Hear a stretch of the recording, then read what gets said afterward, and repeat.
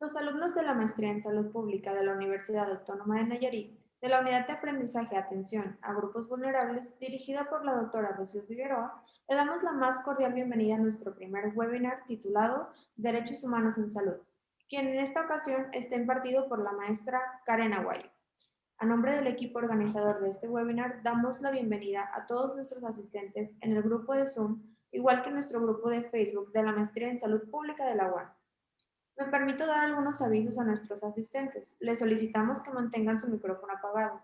Además, queremos informarles que la sesión del seminario se va a grabar y se transmite simultáneamente en Facebook. De la misma manera, tendrán disponible esta grabación posteriormente. Al final de la ponencia se iniciará la sesión de preguntas y respuestas que se recibirán a través del chat de Facebook y Zoom. A continuación, les cedo la palabra a mi compañero Daniel, quien presentará a nuestro ponente el día de hoy. Buenas tardes y bienvenidos. Tenemos la presencia de la maestra Karen Aguayo Mota, quien es maestra en Derechos Humanos por la Universidad Autónoma de San Luis Potosí y licenciada en Derechos por la Universidad Autónoma de Nayarit, profesora e investigadora en tiempo completo de la Universidad Autónoma de Nayarit, adscrita a la Unidad Académica de Derecho, y también forma parte del núcleo académico básico de la Maestría en Estudios de Género. Es feminista, fundadora de la Red Feministas Nayaritas, en donde brinda asesoría y acompañamiento legal a mujeres víctimas de violencia. También ha realizado intervenciones con mujeres y jóvenes en colaboración con la Casa del Migrante de San Luis Potosí y con la Comisión Estatal de Derechos Humanos de San Luis Potosí y de Nayarit, así como con la Comisión Municipal de Derechos Humanos de Tepic y asociaciones civiles de Nayarit. Queda realmente bienvenida, maestra.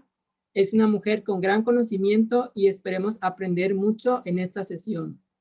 Y para no extendernos más, le cedemos la palabra a la maestra Karen Aguayo. Bienvenidos, bienvenida. Hola, buenas tardes. Muchas gracias por tu generosa presentación.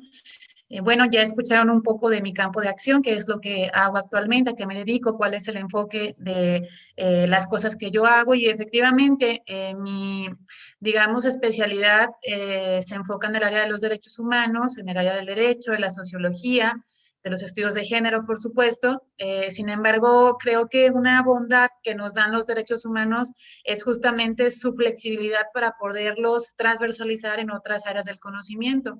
Entonces, la charla que tendremos el día de hoy tiene básicamente esa finalidad. A partir del campo en donde yo me desenvuelvo, cómo los derechos humanos pueden, digamos, ser útiles, ser flexibles, por supuesto, y sobre todo ser aplicables, reconocerlos, nombrarlos, identificarlos dentro del campo de acción de ustedes, de cada uno, de cada una, como estudiantes de la maestría en salud pública. Entiendo que tienen diferentes formación, ¿no? Tienen diferentes licenciaturas, campos de acción, laboral, profesional, etcétera.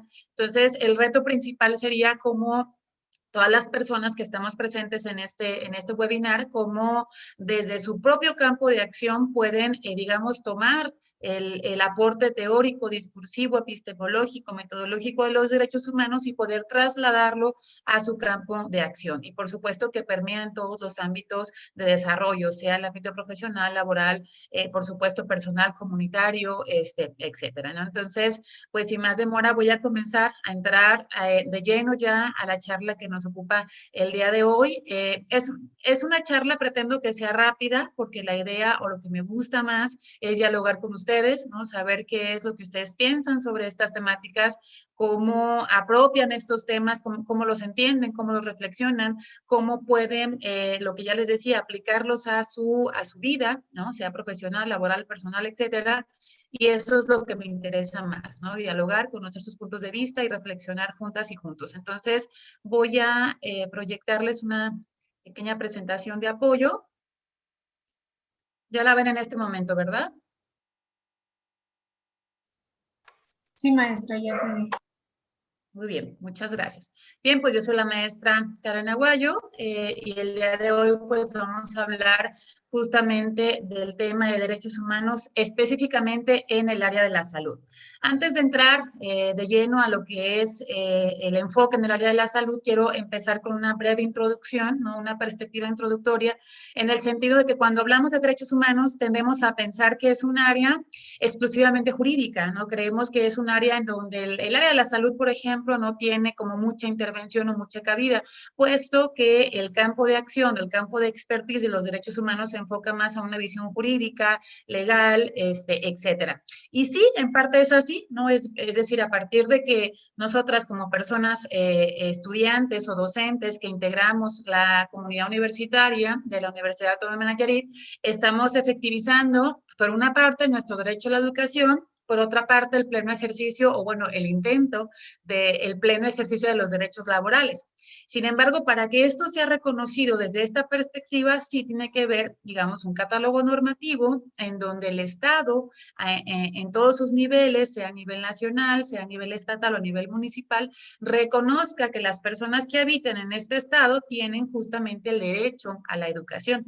Es decir, vamos a ir viendo cómo a partir de un catálogo normativo, el reconocimiento de un catálogo normativo, los derechos humanos cobran fuerza entonces para poderlos aplicar en nuestra vida diaria. Entonces, ¿qué son los derechos humanos? Cuando hago esta pregunta en distintos espacios, no solamente en los espacios legales o jurídicos, sino en otros, hay, digamos, una confusión, ¿no? Una confusión respecto a ¿cuál es la perspectiva o el piso base de los derechos humanos? ¿De qué sí estamos hablando y de qué no estamos hablando? En esa perspectiva, entonces, del lado izquierdo de su pantalla aparecen unas palomitas verdes, unos cuadritos con unas palomitas verdes, que de esto es de lo que vamos a estar hablando el resto de la charla. De su lado derecho aparecen unos cuadritos con unas tachas rojas y que eso suele ser como la confusión, ¿no? La confusión que se tiene, el desconocimiento, alejamiento, desinformación, etcétera, sobre estos temas. Entonces, ¿qué sí son los derechos humanos? Primero son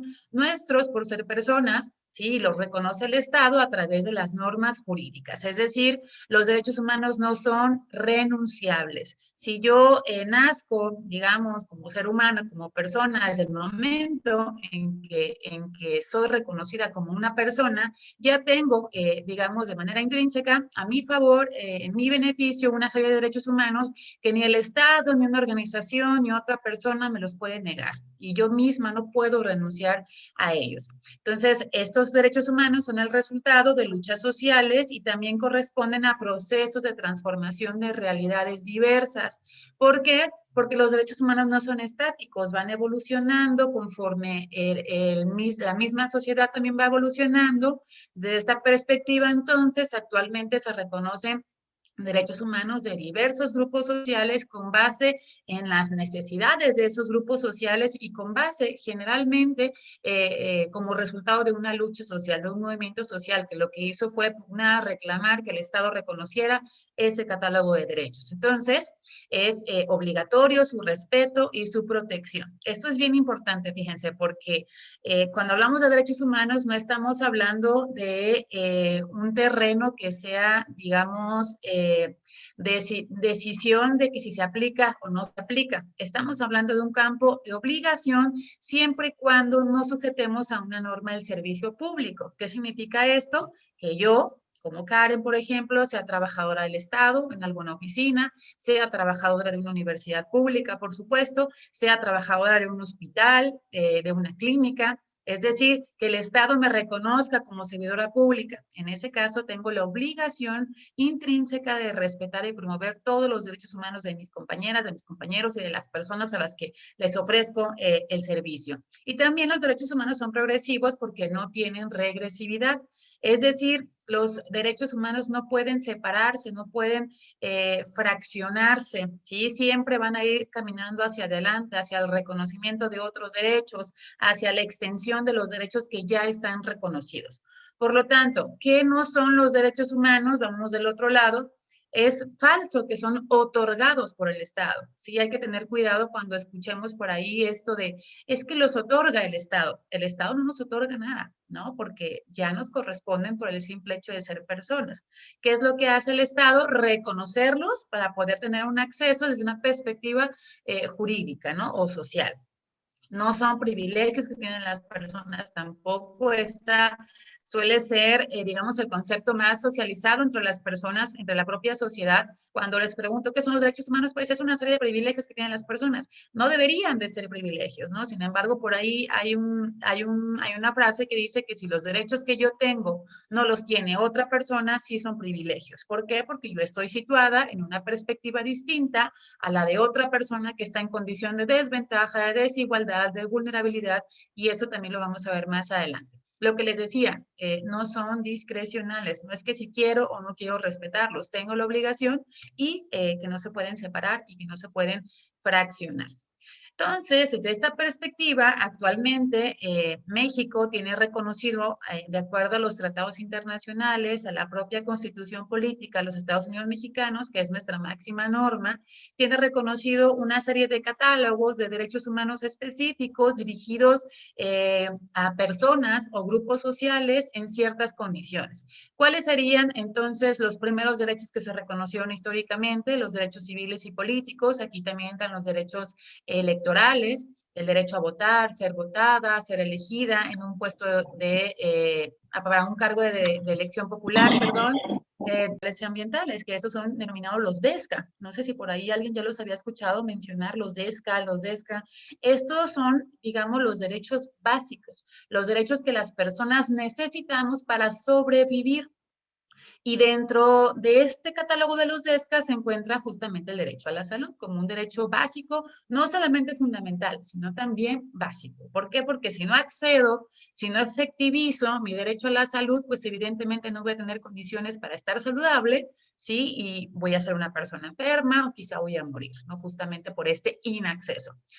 También tenemos catálogos de derechos especiales para grupos sociales, como ya les decía, como los derechos de las mujeres, los derechos de las niñas, los niños y adolescentes, de las personas indígenas, de las personas migrantes, de las personas LGBT+.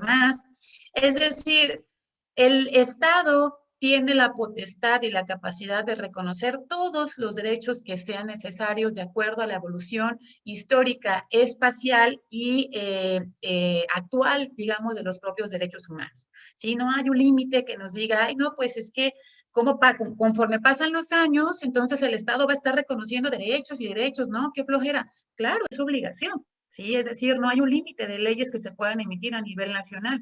El Congreso de la Unión, el Congreso del Estado de Nayarit no tienen, digamos, dentro de sus facultades el límite de decir, vamos a crear 1000 leyes. A partir de la 1001 o de la 1002, ya no vamos a reconocer ninguna ley. No es así, ¿no? Porque justamente el derecho reconoce que la sociedad es tan cambiable, es tan transformable, es tan evolucionable, que los derechos humanos también tienen que ir evolucionando a la par. Y es justamente lo que ha pasado en los últimos 20 años. Estamos en un momento coyuntural en donde los derechos humanos se han desarrollado de una manera pues digamos transversal, multidisciplinaria, desde distintos enfoques, justamente a partir de esta transformación social. Entonces, ¿cuál sería la base para hablar de derechos humanos? Básicamente tenemos dos pilares fundamentales, la justicia y la dignidad humana. Y ahorita vamos a ver qué tiene que ver todo esto con el derecho a la salud o con el área de la salud, porque ustedes probablemente pensarán, bueno, y todo esto, pues, ¿qué tiene que ver, no? Justamente es como esta introducción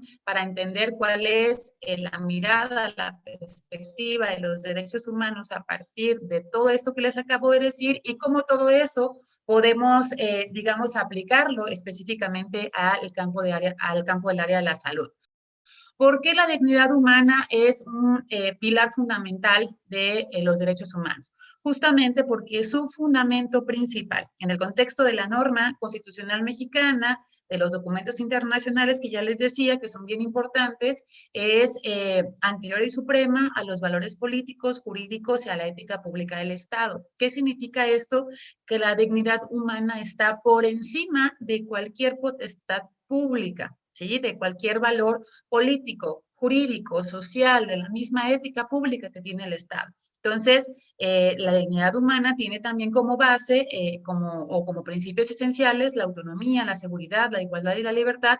¿Por qué? Porque estos no se pueden tocar, no se pueden tocar ni por el Estado y en teoría tampoco se podrían tocar o trastocar por un particular o por otra persona. Entonces, la dignidad humana se ubica en un proceso de humanización, reconocimiento y también de racionalización que acompaña a las personas y a los grupos sociales. También la dignidad humana forma parte de un derecho natural. ¿Por qué? Porque no, a nadie se le puede negar su dignidad, ¿no? Es decir, no podemos decir que la compañera Brisa Peralta, por ejemplo, no tiene dignidad, ¿no? O que yo le voy a, digamos, a negar su dignidad. No puedo hacerlo. Se la puedo vulnerar, ¿verdad? Con actos violentos, con el ejercicio de la propia violencia como tal, de la comisión de un delito, etcétera. Sin embargo, la dignidad le pertenece a Brisa. Nadie se la puede quitar por el simple hecho de nombrarlo o de serlo como tal.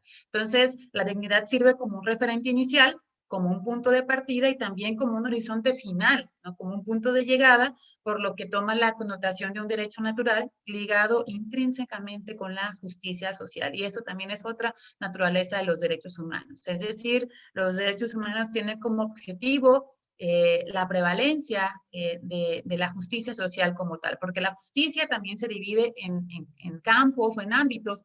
No solamente está esa justicia que se obtiene a través de una sentencia en un juicio penal, por ejemplo, sino que también hay otro tipo de justicia y la social es una de ellas. Es decir, cómo los grupos sociales, digamos, activan instrumentos, estrategias, sí, estrategias básicamente que ayudan a conformar un modelo de justicia social en donde la justicia se construye desde el diálogo, desde los modelos de paz y no desde la desigualdad y no desde la violencia, ¿no? Como que a eso básicamente apunta la justicia social. Entonces, se habla desde esta perspectiva de una justicia participativa y restaurativa, ¿no? Que les decía es la finalidad de los derechos humanos y que justamente a partir de la mirada global capitalista que se tiene sobre los derechos humanos se limita la justicia a esta justicia legal, ¿no? Y pensamos que solamente en ese ámbito o en ese catálogo es en donde se va a hablar de justicia. Entonces, la justicia social participativa restaurativa surge a partir de esta otra justicia, ¿no? Como el resultado de las necesidades de estos nuevos derechos, la legitimidad que se le reconoce a estos nuevos derechos y el factor de validez desde su campo de acción y de aplicación.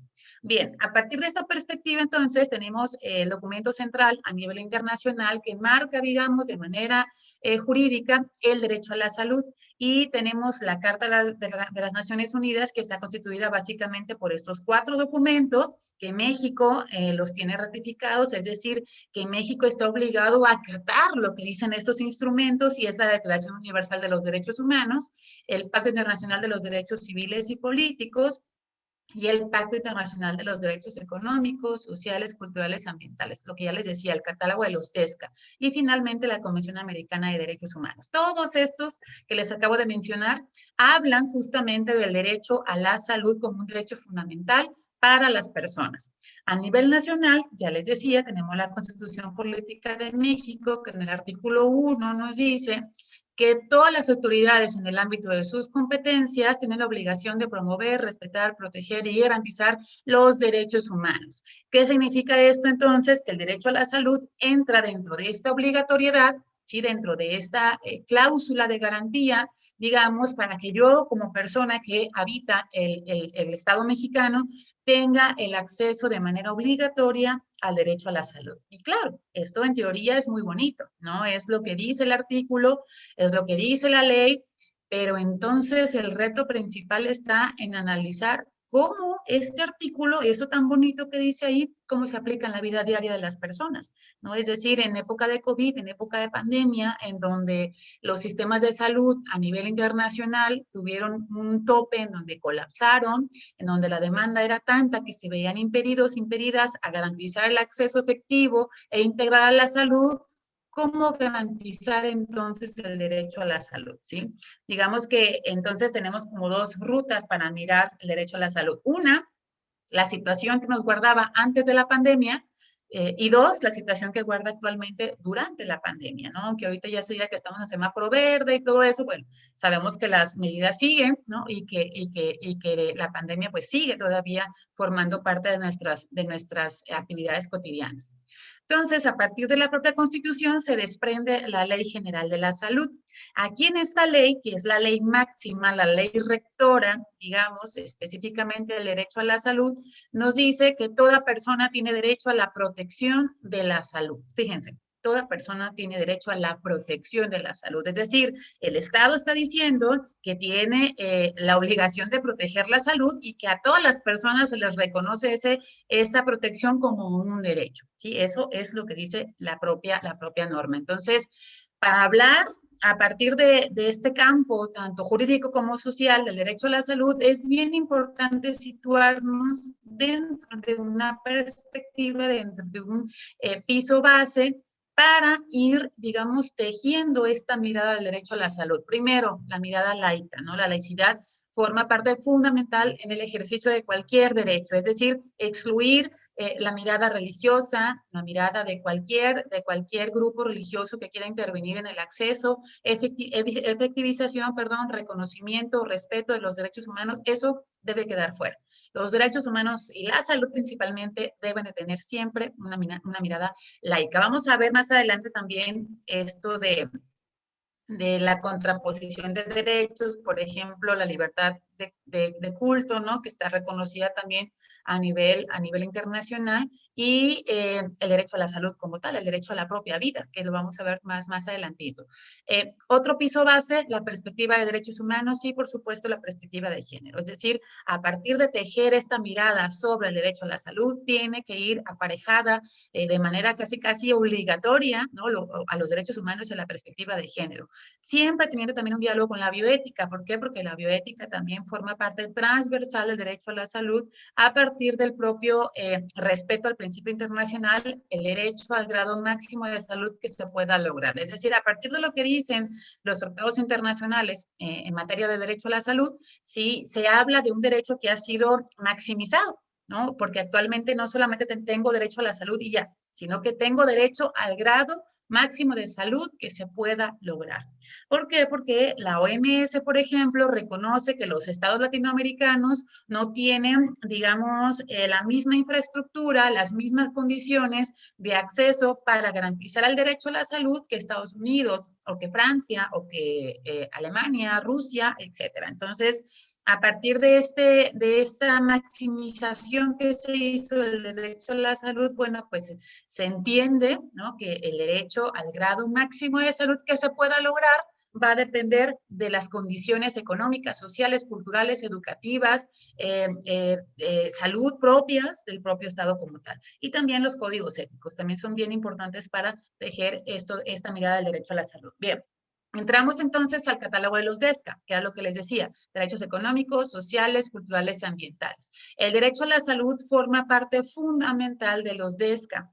A partir del derecho a la salud, digamos que sería un derecho fundamental que estuviera en una estructura piramidal hasta arriba, ¿no? Que es bien importante que permee el resto de los derechos humanos, como el derecho a la alimentación, como el derecho a la vivienda, el derecho al medio ambiente sano, el derecho a la propia educación. Es decir, el derecho a la salud viene a ser un derecho elemental, fundamental, natural, que por la propia importancia debería formar parte, digamos, medular de la agenda política pública del Estado. La Constitución de la Organización Mundial de la Salud afirma que el goce del grado máximo de salud que se pueda lograr es uno de los derechos fundamentales de todo ser humano. Repito, el goce al grado máximo de salud que se pueda lograr. Entonces, a partir de esta perspectiva, el derecho a la salud incluye el acceso oportuno, aceptable y asequible a servicios de atención de salud de calidad suficiente. Es decir, de nuevo se está reconociendo que esta capacidad va a depender de las condiciones del propio Estado, ya no solamente de lo que le está indicando la norma como tal, ¿no? Sino también ver las condiciones reales y de acuerdo a la aceptabilidad y asequibilidad para otorgar estos servicios de atención. Entonces, ¿cuáles son las libertades que emanan, digamos, del derecho a la salud? Primero, que el derecho de las personas de controlar su salud y sus cuerpos, por supuesto, a partir del propio ejercicio de los derechos sexuales y reproductivos, sin injerencias. Esto se refiere básicamente a los tratamientos o experimentos médicos no consensuados que, bueno, ya actualmente no se hacen mucho, por lo menos no se visibilizan mucho, como se hacía en la década de los 70s, de los 80s, ¿no? En donde digamos, experimentaban con personas sin que las personas supieran exactamente en qué condiciones estaban sujetas. Y por ahí una persona me decía que cuando nos están aplicando ahora la vacuna COVID, bueno, pues tenemos básicamente el mismo piso base, ¿no? Es decir, hay un campo de información que es limitada, puesto que estamos en fase experimental, fase 1, 2, 3, 4, 5, y que realmente no sabemos cuáles son las consecuencias de la vacuna que se nos está aplicando, ¿no? Entonces, que también entramos como en esta digamos, injerencia del Estado de manera coercitiva, ¿no? Aunque pareciera que no lo es, pero dentro de esta perspectiva de la pandemia, ¿no? Dentro de esta desinformación, miedos de la sociedad como tal y la búsqueda del propio estado de bienestar.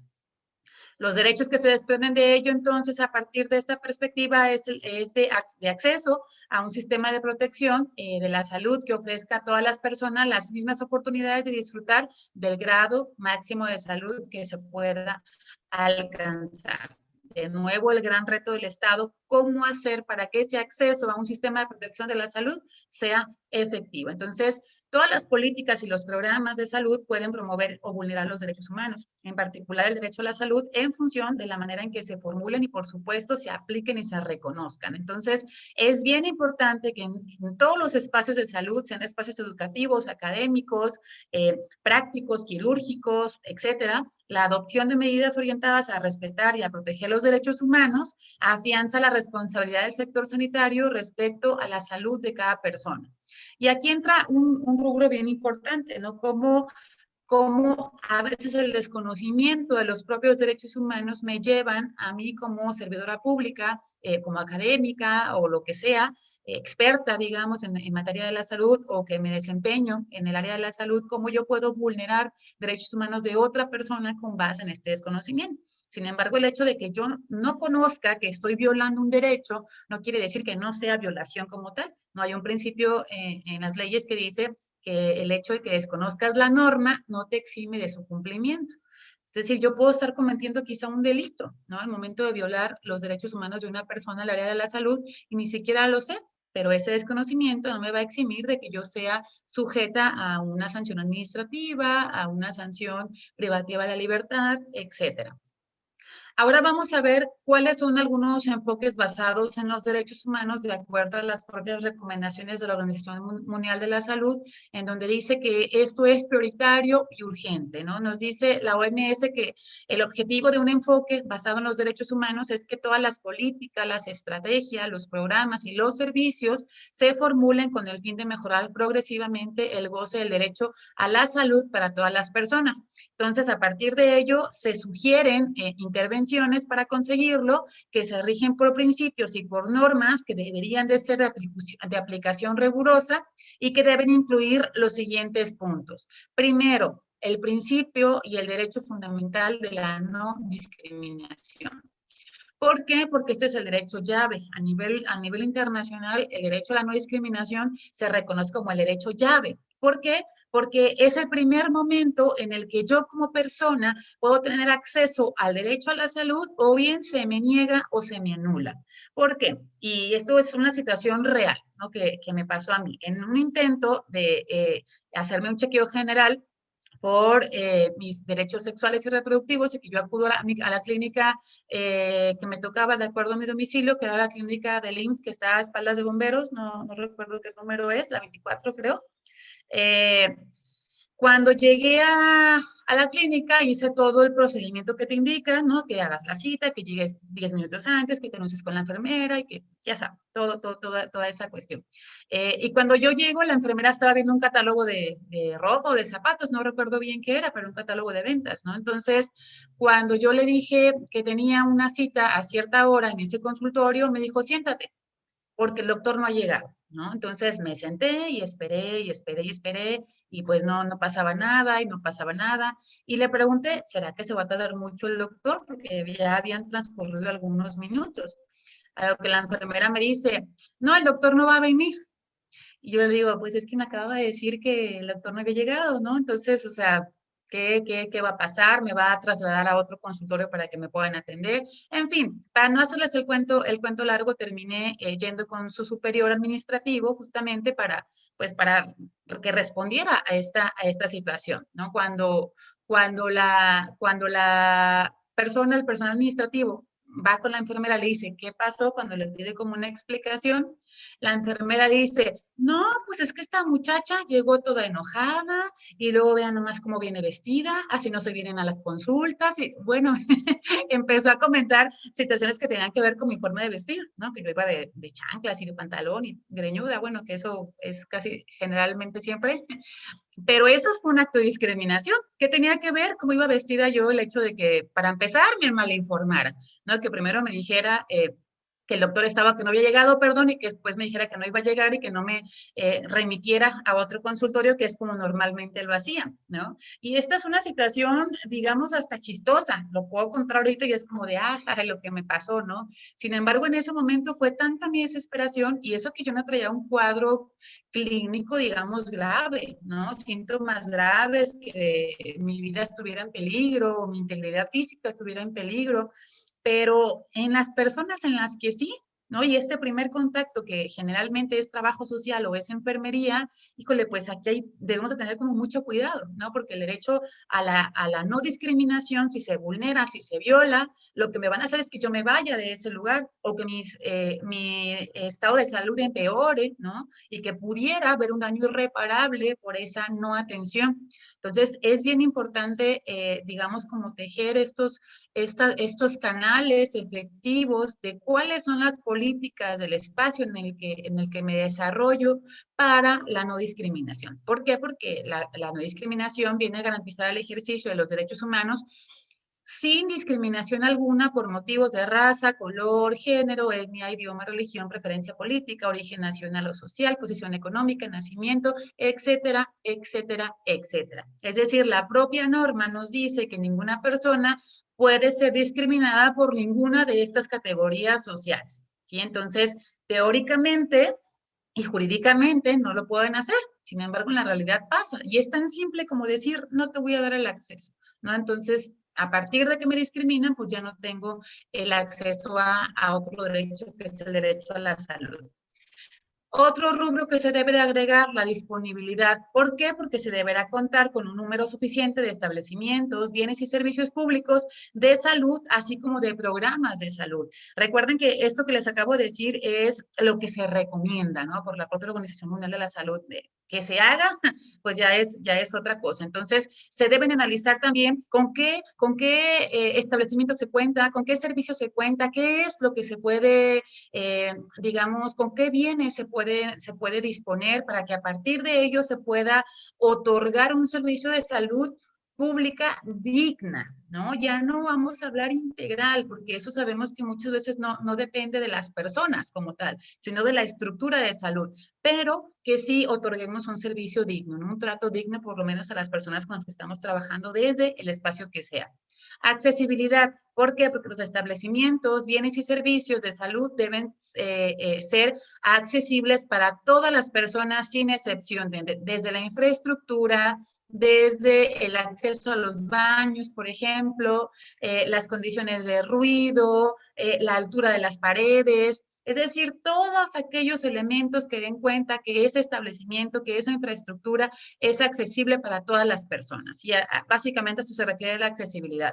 La responsabilidad social, que el Estado, las instituciones públicas de salud, así como las educativas, que profesionalizan al personal de salud, deberán ser sensibles y respetar las necesidades propias de personas o de grupos sociales y del propio ciclo vital de la vida desde la ética y, por supuesto, los derechos humanos. Fíjense que por ejemplo, las instituciones educativas que se dedican a la profesionalización del personal de la salud tienen una base muy amplia respecto a la ética, ¿no? Yo he visto o vi algunos programas de estudio, por ejemplo, de medicina, de enfermería, de odontología, y tienen muchas materias que van enfocadas a la ética, pero no he visto esta formación en derechos humanos. Son muy pocos, son muy pocas, mejor dicho, muy pocas las materias o los rubros académicos en donde sí se transversaliza los derechos humanos. Y bueno, si hablamos de la perspectiva de género, entramos a otro rubro que también pues tiene que ir permeando de manera transversal.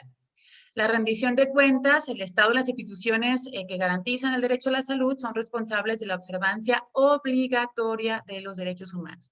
Si no se hace esta observancia, pueden incurrir en amonestaciones, sanciones administrativas o hasta delitos que van a tener como consecuencia la privación de la libertad. Justamente, ¿por qué? Porque el acceso a la salud es un derecho fundamental reconocido a nivel internacional, a nivel nacional y a nivel estatal.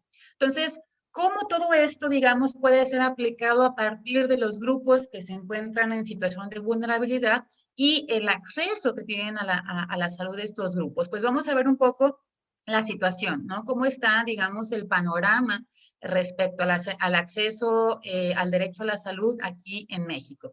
Y empezamos primero con el primer dato. En zonas de México con alto o muy alto grado de marginación o de precarización, las principales causas de mortalidad son por enfermedades del corazón, diabetes, tumores malignos y enfermedades del hígado. Es decir, enfermedades que desde cierta perspectiva pueden ser detectables, ¿no? Pueden ser hasta prevenibles. En zonas con bajo o muy bajo grado de marginación o de precarización, las causas de mortalidad corresponden a enfermedades del corazón, accidentes o bien agresiones que tienen que ver básicamente o en mayor porcentaje con asesinatos. Entonces, a mayor grado de marginación o de precarización, va a ser más latente que las personas mueran por enfermedades, digamos, crónicas degenerativas como tal, y a mayor o muy bajo grado de marginación o precarización, puede ser que las personas mueran más por asesinatos, accidentes, otro tipo de agresiones que por otro tipo de enfermedades. ¿Cuáles son las principales causas de mortalidad en mujeres y hombres en el año 2016? En las mujeres fue el cáncer de mama y el cáncer cervicuterino. En mayor porcentaje, digamos, los sectores de salud a nivel nacional reflejaron esta variante. En los hombres, las enfermedades crónicas no transmisibles y muertes violentas. De nuevo, están los accidentes y los asesinatos. ¿Sí? Entonces, aquí también, si, digamos, vemos este dato desde una perspectiva de género, vemos también cómo las causas de muertes en mujeres y hombres tienen un impacto diferente de acuerdo al ámbito de acción o al espacio de acción o de desarrollo de cada grupo social. Es decir, las mujeres en un muy mínimo porcentaje murieron en ese año por muertes violentas, no sean accidentes o asesinatos. Fueron asesinadas, que esos son feminicidios y entran como en otra categoría, pero no dentro de esta tasa de mortalidad. Brechas en la esperanza de vida para las mujeres en los estados de Nuevo León, Ciudad de México, Colima, Durango y Tamaulipas presentaron los promedios más altos de esperanza de vida entre los 78.3 y 78.8 años, repito, para las mujeres. En contraste, mientras que en los estados de Chiapas, Oaxaca, Chihuahua y Guerrero reportaron los menores promedios. Fíjense cómo de 78 bajó a 75 y 76 el promedio de vida. Entonces, aquí también podemos aplicar la precarización económica, ¿no? Que sería otra variable que sujeta justamente a las mujeres de los contextos de Chiapas, Oaxaca, Chihuahua y Guerrero en condiciones de desventaja y en mayores condiciones de vulnerabilidad en comparación con mujeres que viven en estados que, digamos, los rubros o los sectores económicos están más elevados, como Nuevo León, Ciudad de México, Colima, Durango y Tamaulipas. Las entidades que registraron la tasa de mortalidad más alta en niños y niñas menores de 5 años fueron Chiapas, Oaxaca, Guerrero y Campeche. Dentro de esta perspectiva, la obesidad y el sobrepeso se ubican como un problema de salud pública que aqueja a la niñez a nivel nacional. Y también en zonas indígenas se agudizan los problemas de desnutrición. De nuevo, viene la precarización tanto de salud como de otro derecho básico que es el derecho a la alimentación, ¿no? Es decir, cómo impacta de manera diferenciada estos derechos o cómo se efectivizan, mejor dicho, de manera diferenciada estos derechos dependiendo del espacio geográfico donde se encuentre viviendo un niño, una niña o un adolescente. Los grupos sociales que han sufrido discriminación al momento de acceder a los servicios de salud, esto de acuerdo a lo que, dice la encuesta nacional de discriminación, comentan que las personas con discapacidad tienen el primer lugar con el 25.1%, luego las personas indígenas con 20.3%, luego las personas de minorías religiosas con un 20.1% y tal cual, la ENADIS dice que en un cuarto rubro están las mujeres con un 17.6%. Sin embargo, dentro de la propia encuesta, en las personas con discapacidad, en las personas indígenas y en las minorías religiosas también están incluidas las mujeres. ¿Sí? Es decir, ahí no hubo una desagregación por género, sino solamente por personas. ¿Sí? A partir de la propia encuesta, ¿cuáles son los resultados de las personas que digamos, verbalizaron que habían sufrido por lo menos una discriminación en los últimos 2 años? Conclusión de esta diapositiva, las mujeres son el grupo social más discriminado al momento de acceder a los servicios de salud, en contraste, por supuesto, con los hombres. Entonces, a todo esto le vamos agregando las categorías sociales, que eran las que les comentaba más atrás, en donde la no discriminación debería de hacerse efectiva sin importar estas categorías sociales. Y lo que les decía, como el derecho a la discriminación, entonces viene a ser el derecho llave que nos puede dar el acceso, en este caso, al derecho a la salud. Aquí vamos a aplicar el enfoque interseccional. Supongamos que ustedes están situados en el círculo morado, ¿no? En donde son mujeres y hombres que tratan de llegar a la estrella amarilla que está de su lado izquierdo. Esa es la meta final, digamos, el horizonte de llegada. Entonces se encuentran con la primera variable que puede ser objeto de discriminación, el género. Si eres mujer, si eres hombre, vas a tener un acceso diferenciado al acceso a la salud, ya lo vimos ahorita. Segunda condición, categoría social que le podemos agregar a esa mujer, que es pobre. Tercera, que es indígena, ¿no? Que pertenece a alguna etnia. Cuarta, que es una mujer que tiene alguna condición de discapacidad. Y quinta, que es una mujer que puede ser lesbiana o que puede ser transexual. Es decir, se agrega la categoría social de orientación sexual o bien de identidad de género. Y así pudiéramos ir haciendo el círculo más grande y más grande y más grande, porque precisamente sobre una persona pueden, digamos, impactar estas categorías sociales que son como carreteras, ¿no? Que se van cruzando de acuerdo al momento de desarrollo del que se encuentra. ¿Por qué? Porque no va a ser lo mismo el acceso al derecho a la salud para una niña que para una mujer. Y si agregamos los otros círculos que aparecen en su pantalla, pues la situación se complejiza aún más y las tensiones o violaciones a los derechos humanos, específicamente al derecho a la salud, pueden ser todavía más, digamos, complejas, sí, como tal, sí, o más notorias, justamente por los impactos de la multidiscriminación, por estas categorías sociales que se van agregando a las personas de acuerdo, primero, a la condición de género y después a todas aquellas condiciones sociales que se van agregando a cada persona. Entonces, las violaciones a la inobservancia de los derechos humanos pueden conllevar graves consecuencias sanitarias, al grado que podemos entrar a un daño irreparable o casi irreparable para una persona o para un grupo de personas. Entonces, la discriminación manifiesta o implícita en la prestación de servicios de salud viola derechos humanos básicos y elementales. Y eso es lo grave de esta cuestión justamente, ¿no? Que no solamente se habla de violaciones a derechos humanos y ya, sino que son violaciones que pueden provocar la muerte, que pueden provocar, repito, un daño casi irreparable en la corporalidad de una persona, en la salud física, en la salud psíquica, en la salud psicológica, en la salud emocional, en la salud sexual, etcétera. Algunas consideraciones finales a partir de esta información que les he presentado acá de manera muy rápida. Primero, que utilizar el enfoque de derechos humanos nos da justamente un marco para el desarrollo sanitario, el desarrollo integral y efectivo sanitario. ¿Por qué? Porque justamente lo que hace es ampliar la mirada de brindar un servicio o de transversalizar un programa o de crear una política pública o un proyecto de investigación a partir justamente de esta mirada.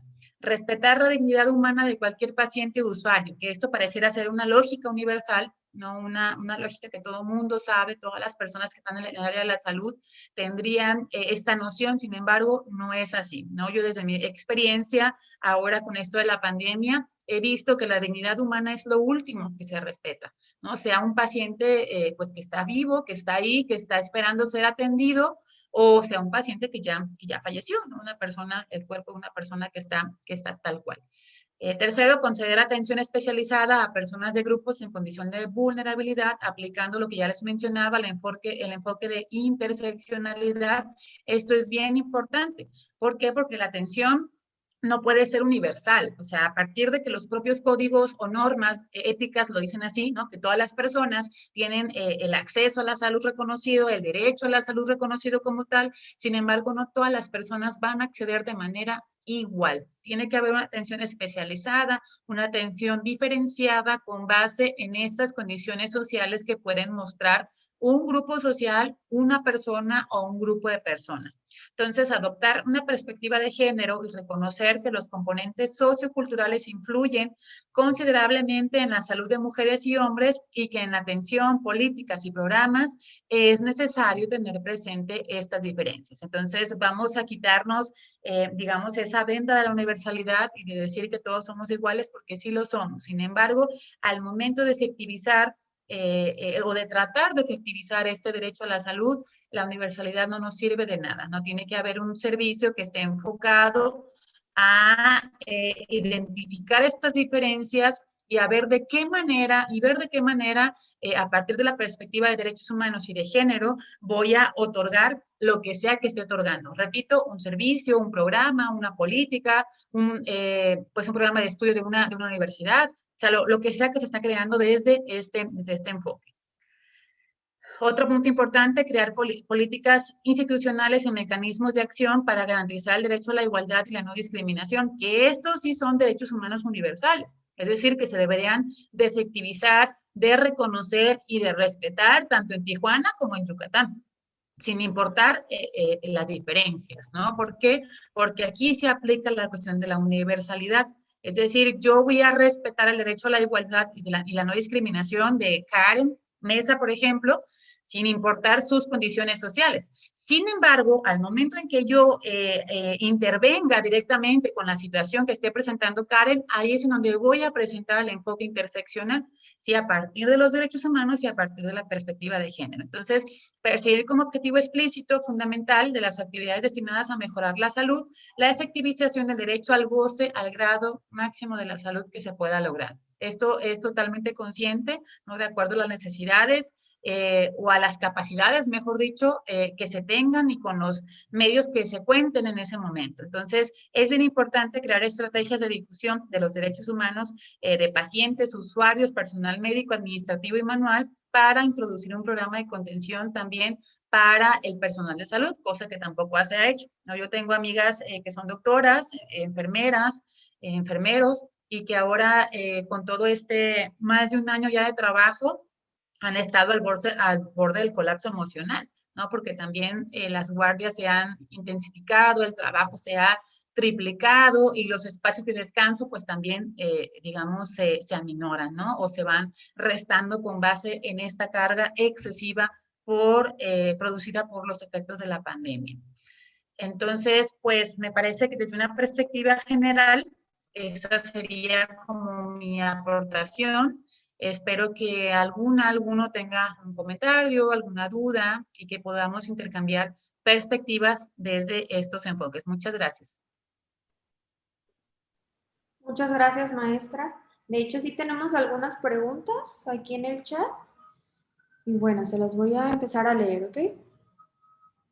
Una de las compañeras comenta, actualmente durante la pandemia se ha optado en algunas instituciones de salud por cerrar el servicio de consulta externa, sin darle seguimiento al tratamiento de las personas con enfermedades crónicas. ¿Esto vulnera el derecho a la salud?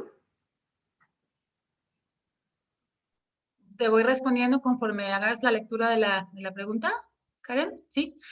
Sí, desde mi perspectiva, sí, así es. Si bien la política pública en materia de salud en época de pandemia está priorizando las enfermedades que tienen que ver justamente con el impacto directo de la pandemia, ¿no? Del COVID-19 como tal, desde mi perspectiva, sí están vulnerando el derecho a la salud, porque si yo tengo una enfermedad crónica, entonces, pues pareciera que no es importante, ¿no? Que lo realmente importante se va a atender dentro de este marco que dan los protocolos de salud en materia de COVID, y todo lo demás puede esperar, ¿no? Entonces, era lo que les decía, la situación respecto al acceso a la salud en México está en tensión constante, ¿no? Porque antes de la pandemia ya había un estado de precarización generalizado a nivel nacional, y sin embargo, con la pandemia, ahora que estamos en este momento histórico específico, bueno, pues la situación se ha agravado aún más, ¿no? De manera exponencial.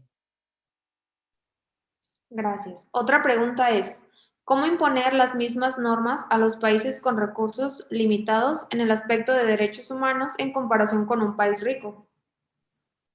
Justamente por eso la propia Organización de las Naciones Unidas y la OMS optaron por maximizar el derecho a la salud así, ¿no? Por efectivizarlo con base en las capacidades posibles y pertinentes de los estados. Entonces, desde esta perspectiva, pues no hay, digamos, un marco de obligatoriedad para México que lo obligue sustantiva y materialmente a ejercer acciones que sean más efectivas respecto al acceso a la salud. O sea, la OMS y la propia ONU lo que dice es, México, pues haz lo que puedas con lo que tengas. Sin embargo, dentro de los informes anuales, ¿no? Que México está obligado a rendir, bueno, son informes dependiendo del comité que sea el observante, pero generalmente los informes anuales son los más nutritivos, en donde se ve la violación estructural y sistemática al derecho a la salud, porque el Estado mexicano dice, hago lo que puedo con lo que tengo, ¿no? Sin embargo, esto no es suficiente. Por ejemplo, hace algunas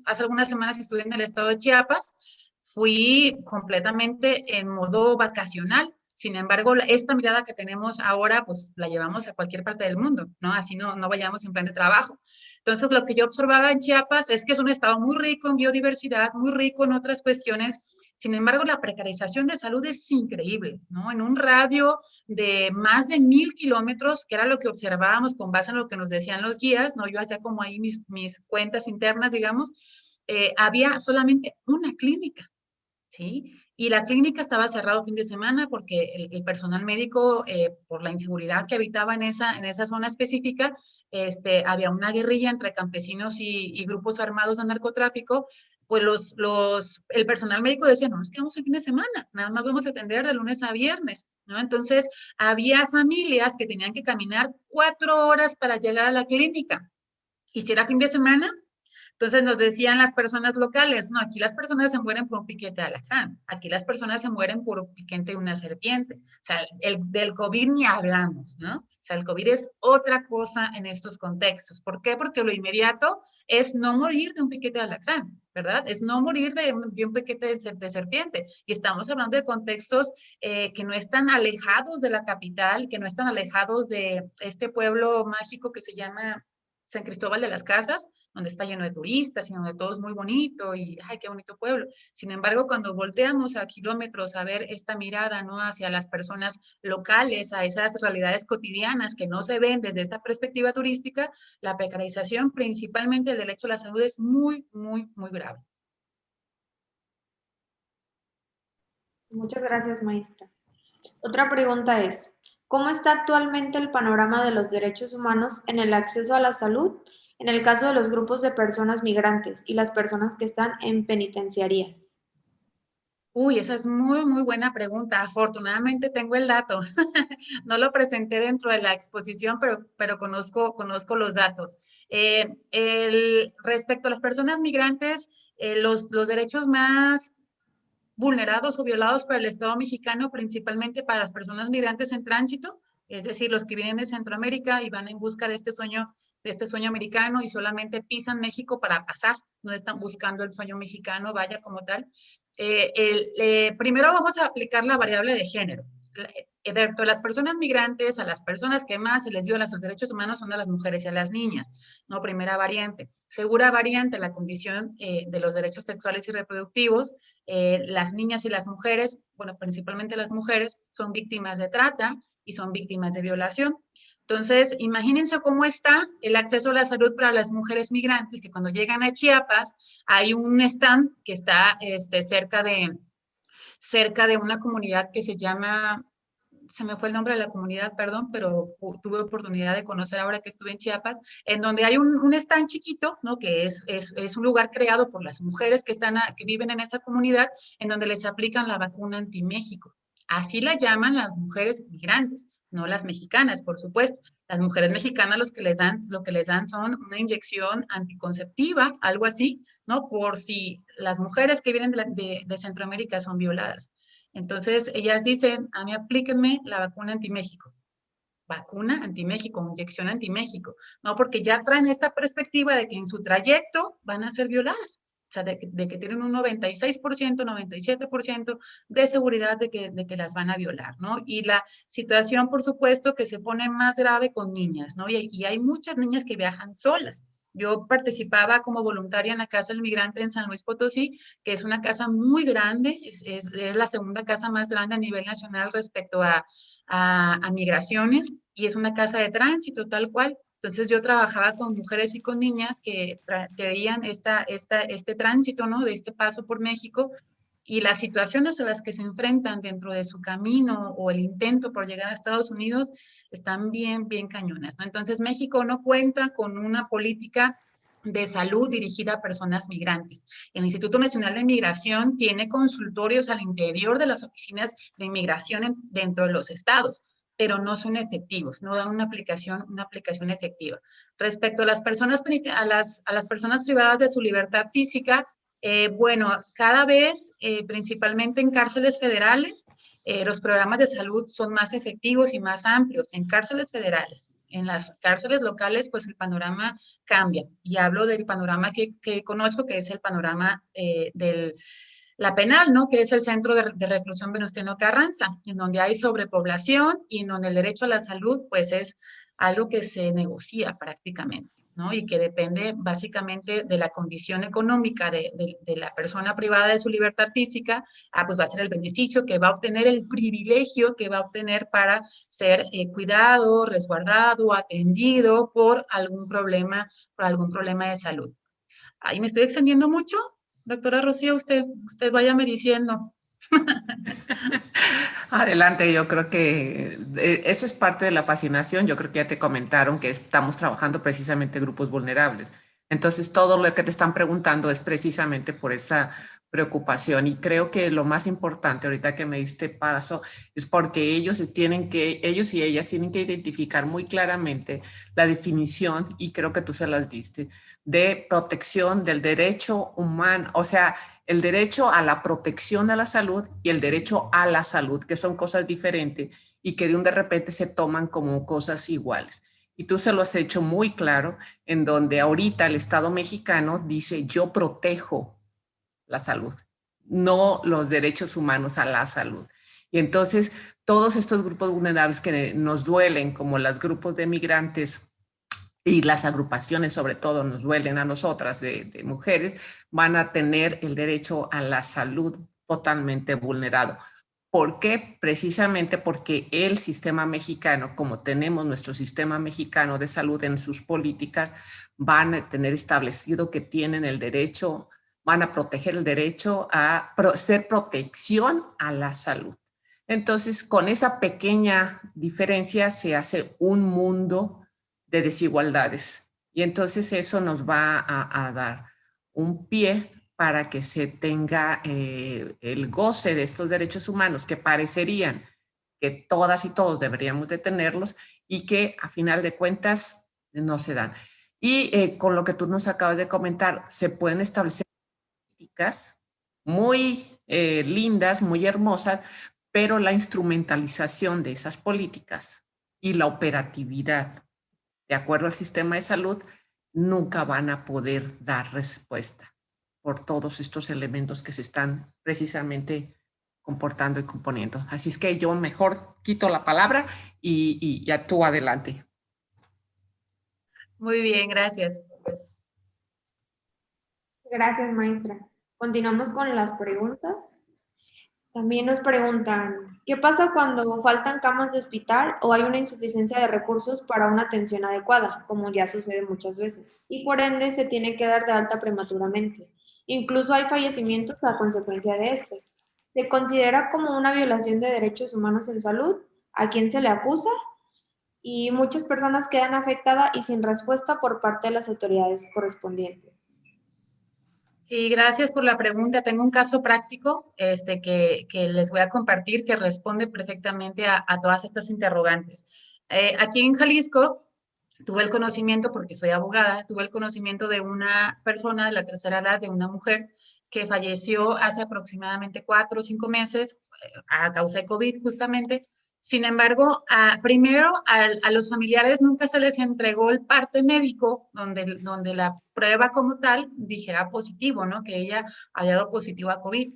Entonces, en el acta de defunción pusieron paciente posible COVID o algo así, no recuerdo bien como la frase exacta, pero era como que se me hace que tiene COVID, ¿no? Esa era como la intención. Entonces, cuando la señora empezó con este cuadro que es crónico y que va empeorando y empeorando y empeorando, justamente lo que pasa es que la sacan de la habitación en donde estaba, de la cama donde estaba, y la dejan en el pasillo, ¿no? Entonces la señora empezó a empeorar súper cañón, o sea, de manera muy grave.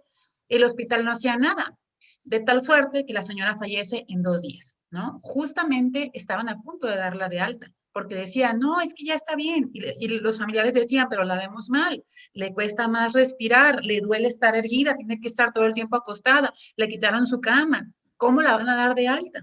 Entonces, uno de los familiares que se acercan conmigo me dicen, y cuando trataban de buscar el expediente de mi mamá, el expediente de mi mamá estaba hasta abajo en una pila como de 40 expedientes. Entonces, ni siquiera sabían qué tenía mi mamá porque era imposible que el personal de salud que la atendía supieran el caso concreto, ¿no? Que supieran los síntomas previos de la señora, el nombre, la edad, no sé, todas estas cuestiones generales que se plasman en el expediente clínico. Entonces, y no termina ahí la situación, la señora fallece, entonces les entregan el cuerpo en una bolsa negra, esto es literal, una bolsa negra, y les dijeron, no pueden abrir esa bolsa, ¿no? Directamente viene la funeraria, nadie puede reconocer el cuerpo, viene la funeraria y la funeraria se lleva el cuerpo así en la bolsa, no pueden hacer velorio, ya saben, no pueden hacer nada, se va directamente al panteón. Uno de los hijos de la señora estaba tan enojado por la situación que lo que hizo fue abrir esta bolsa en el intento de reconocer si estaba el cuerpo de su mamá ahí, y adivinen qué, no era el cuerpo de su mamá, era el cuerpo de un varón, de un señor de la tercera edad, ¿no? Entonces, híjole, esto es increíble, no es como de novela. Y decían estas personas, ¿qué hacemos? ¿No? Evidentemente hay violación a los derechos humanos, sí, de la familia, de la propia paciente, o sea, hay una violación masiva de derechos humanos. Y decían, ¿con quién acudimos? ¿No? Cuando tratamos de interponer la denuncia con el departamento jurídico del IMSS, y adivinen que el departamento jurídico estaba rebasado de denuncias. Entonces, sí logramos interponer una queja, porque no fue denuncia como tal, aparte teníamos que hacer todo el procedimiento ante fiscalía, que es otra cuestión, es decir, no depende ya del sistema de salud como tal, sino que ya entramos en el sistema de administración de justicia, vamos a hablar únicamente de lo que era el sistema de salud. Entonces, en este caso, nos decía el departamento jurídico, es que necesitamos nombres, tienen que decirnos a quién se le va a acusar, como dice la pregunta de la compañera, ¿no? Dígame nombres y la queja va a proceder. Y los familiares decían, pues es que fueron todos, ¿no? O sea, no fue solamente la doctora o el doctor o la enfermera. Es decir, fue una situación bien compleja que no se pudo hacer mucho. ¿No? ¿Por qué? Porque por más que se insistió, digamos, que la familia le movió por aquí, le movió por acá, yo no soy especialista en esa materia, entonces tuvimos que buscar a abogados que tuvieran como esta experiencia en materia de salud, pero el sistema jurídico y de salud está tan colapsado que básicamente es imposible el acceso a la justicia. Básicamente así, ¿no? Desde ese escenario estamos situadas y situados, ¿no? Un panorama muy triste, muy desolador, donde al final, con el paso de los meses, la familia dijo, ya, no queremos hacer ya nada. Estamos tan cansados, tan enojados por la forma en la que murió mi mamá, que lo queremos es paz, y paz para ella y paz para la familia. Entonces decidieron desistirse de la queja y las cosas quedaron así. Y estoy segura que como ese caso, muchos más todavía, ¿no? Que a veces ni siquiera tenemos el conocimiento. Gracias, maestra. Otra pregunta es, día a día estamos expuestos a situaciones que vulneran nuestros derechos. Sin embargo, muchas personas no perciben esta situación como una falta a sus derechos. ¿Cómo aumentar la sensibilización sobre esta situación de vulnerabilidad en personas que ni siquiera reconocen ser parte de un grupo en situación de vulnerabilidad? Pues esto también es complejo, ¿no? ¿Cómo aumentar la sensibilización sobre esta situación de vulnerabilidad de personas que ni siquiera reconocen ser parte de un grupo vulnerable? Yo creo que para empezar no es necesario que yo reconozca que soy de un grupo vulnerable si es que, digamos, va a haber algún contexto de apoyo o algo así, ¿no? Tiene que haber, creo yo, desde mi perspectiva, previamente estos escenarios de capacitación, de difusión, en donde se lleven estos temas a esos lugares a los que no llegan. Por ejemplo, ustedes son personas privilegiadas porque están estudiando una maestría y lo saben, ¿no? Entonces, imagínense cómo vamos a hacer para llevar esta información, por ejemplo, a las comunidades de Chiapas que les digo. O sea, supongamos que vivimos en Chiapas y que la maestra en salud pública es de Chiapas y que les digo, ¿qué les parece si armamos un programa de capacitación y de sensibilización para estas comunidades indígenas en donde no hay una clínica cerca? Ok, llegamos a la comunidad y ¿qué les vamos a decir? Les vamos a decir, todos ustedes tienen acceso a la salud. El artículo 1 de la Constitución dice, los tratados internacionales dicen que tienen el derecho a la salud, el Estado mexicano tiene la obligación de proteger el derecho a la salud. Y ellos me van a decir, ajá, ¿y cómo le voy a hacer si la clínica está a 4 horas? ¿No? Y si mi familia está muriendo por un piquete de alacrán.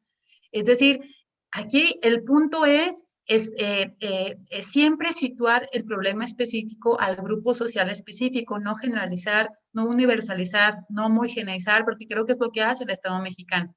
A partir de estas políticas, estos programas de intervención, estas políticas públicas no son efectivas porque se hacen para empezar en el centro, ¿no? No se llevan a estos espacios en donde deberían de ser, digamos, evaluados para que sean efectivos para las personas.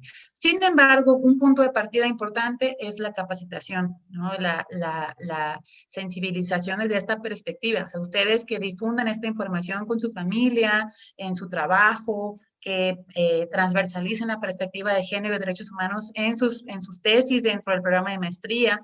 Ahí ya están haciendo lo que les corresponde, ¿no? Y eso me parece muy, muy importante. Gracias, maestra. Ya casi para terminar. Los estados a veces limitan el ejercicio de los derechos humanos alegando motivos de salud pública. ¿Qué ocurre si para proteger la salud pública es necesario restringir el goce de algunos derechos humanos? Por ejemplo, ahora con la situación de la pandemia, la prohibición del derecho de libre tránsito en algunos lugares del mundo.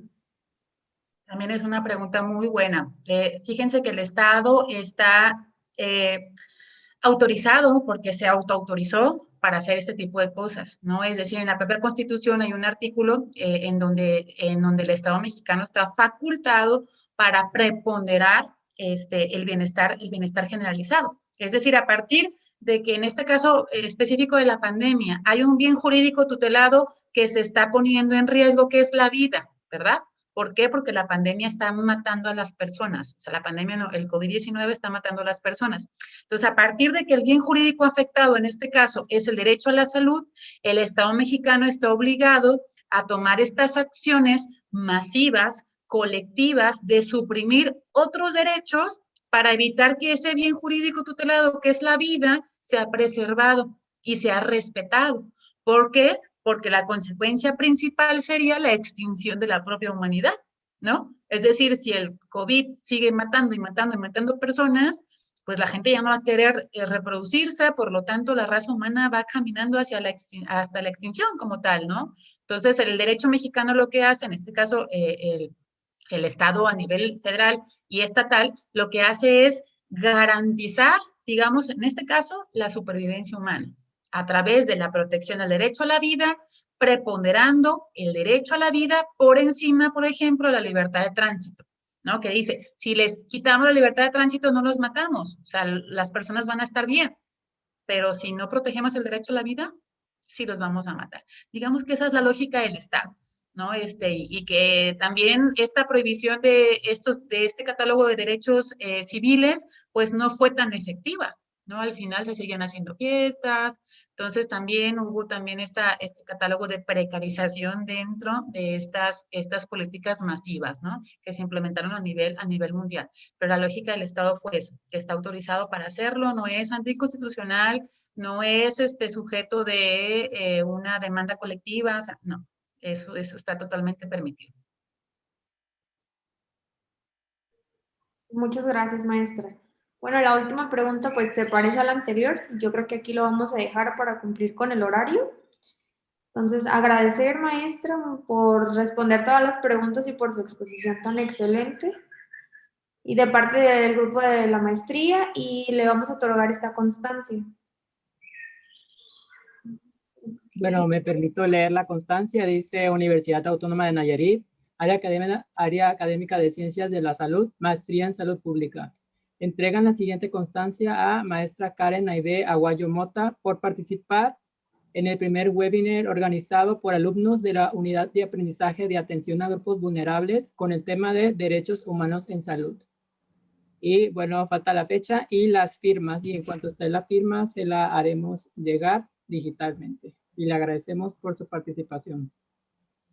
No, hombre, muchas gracias a ustedes por la invitación. Ya había colaborado antes con la maestría y cuando esta charla es presencial es más rica porque primero les pregunto cuál es como su intervención, su trabajo de tesis o lo que estén haciendo, ¿no? El producto final de su maestría, vaya.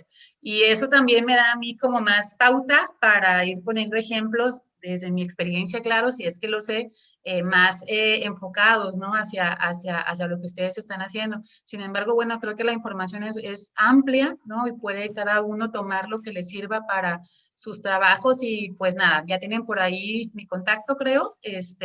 Cualquier cosa que se les ofrezca, pues aquí voy a andar. Muchas gracias.